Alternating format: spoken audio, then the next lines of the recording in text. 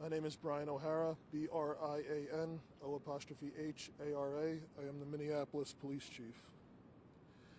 Shortly after 12:30 this afternoon, Minneapolis police officers responded to 911 calls of shots fired in the area and a report of a man down inside the Chicago and Lake Transit Center.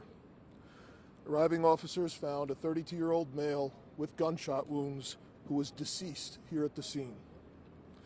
Preliminary information indicates that this began as an altercation between two men inside the bus shelter that then escalated into gunfire.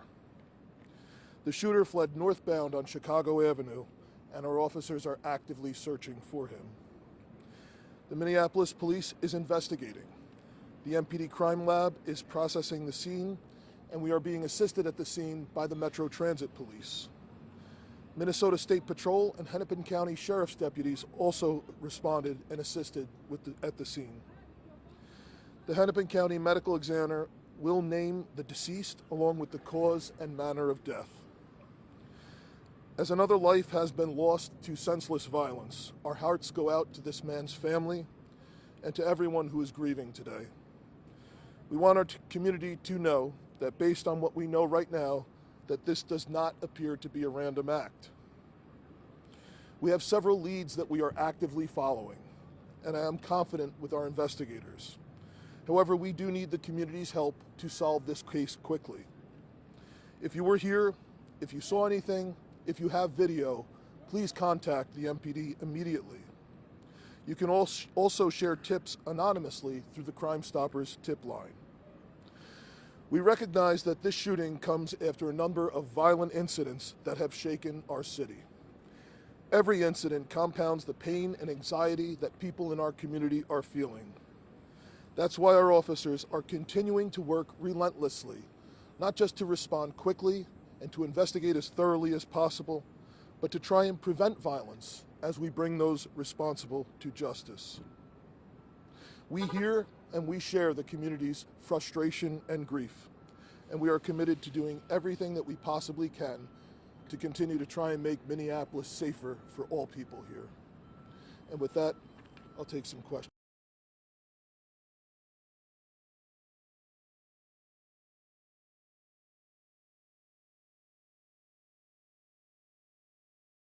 Area, say this has naturally been a problem area. Have you seen an decrease in calls in this area, or is this kind of isolated incident? So the question was that you've heard from people in the area that this has been a problematic area.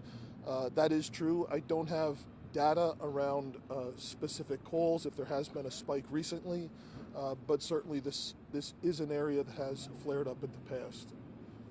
I know within the last couple of months I was at a shots fired incident right here on the roadway. So. You know what the argument was about? Was it a drug deal? Any indication at this moment? Yeah, we don't have any information around what specifically the argument what was caused by. I believe you mentioned, Chief, that you're still searching for the shooter. Yes. Did you happen to take somebody else into custody, or was that? So the question was if we took someone else into custody. There's no one under arrest, but obviously we are interviewing people and canvassing the community, speaking to as many people as possible, trying to identify people that may have information relevant to the shooting. Is this just a particularly bad summer in Minneapolis? Well, I can tell you it's a particularly bad week.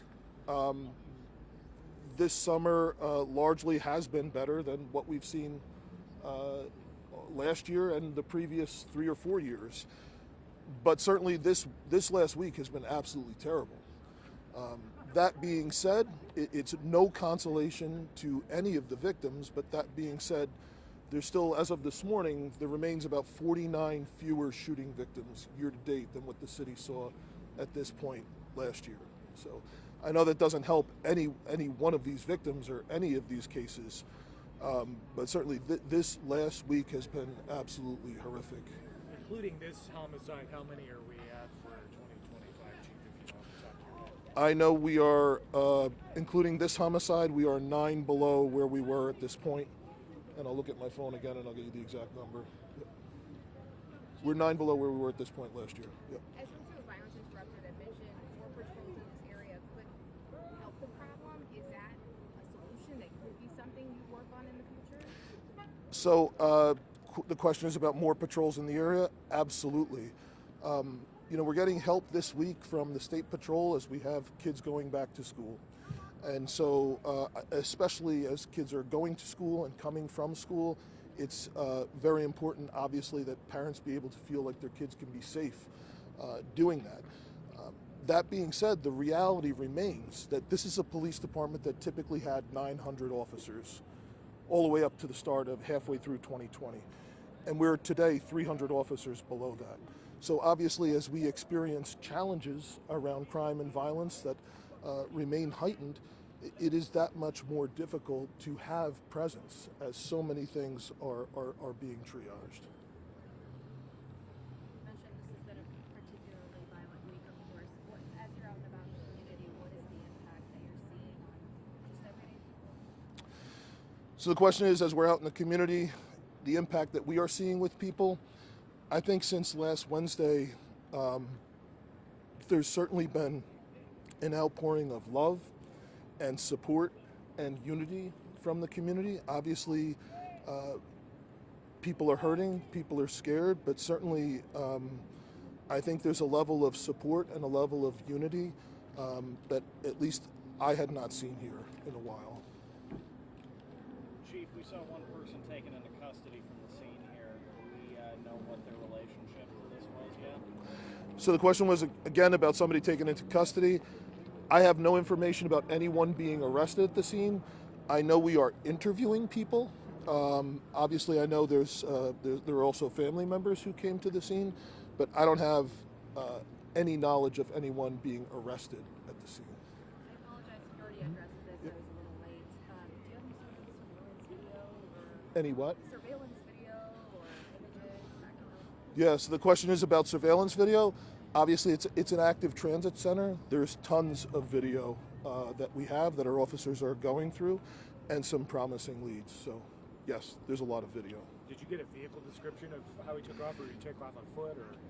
So the suspect fled the scene on foot, northbound on Chicago Avenue. There is no vehicle information. What's the information about the weapon used? I don't have any information about the weapon other than it was a handgun.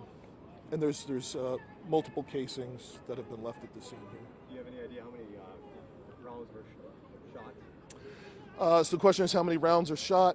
There's at least half a dozen on the sidewalk behind me. But again, there may be others once the body is removed from the scene. Were there other people around that could have been hit with those bullets, that many numbers? There is no report of anyone else injured by gunfire here.